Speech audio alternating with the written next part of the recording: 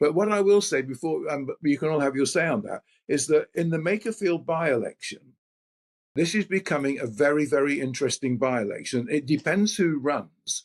But what Wes Streeting said about he would take us back into the EU, Andy Burnham is a little bit ambivalent on it.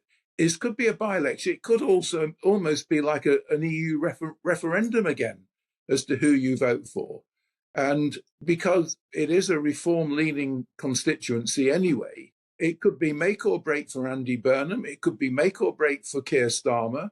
It could be a big statement for Wes Streeting. It could be a big statement for Nigel Farage, and it also for the country. And what we know is that the polls are showing us that in the country as a whole, there is a majority of people that would support us being part of the EU again. But I don't think that majority exists in Makerfield.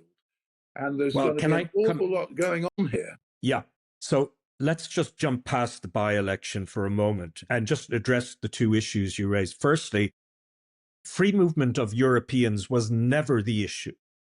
And we saw that spectacularly after Brexit, when huge numbers of people from other parts of the world came to Britain. The small boats issue is one that is used mercilessly by the right-wing press, when actually that problem is a very, very insignificant one relative to the scale of overall inward migration to Britain. And by the way, the European Union now has a migration pact. It took almost 20 years to negotiate, but all over Europe, we are now seeing a significant reduction in migration. In Ireland, for example, we've seen a huge drop over the last year, and that parallels what's happened in Britain since 2024. The number of people actually coming into Britain has dropped by something like 68%. So that's not the issue. The issue, you rightly point out, is the way right-wing tabloids, almost all of them owned by people who do not live in Britain, are able to set the agenda and literally set people aflame. And link this to the 5 million quid gift that Farage got from a crypto billionaire based in Thailand.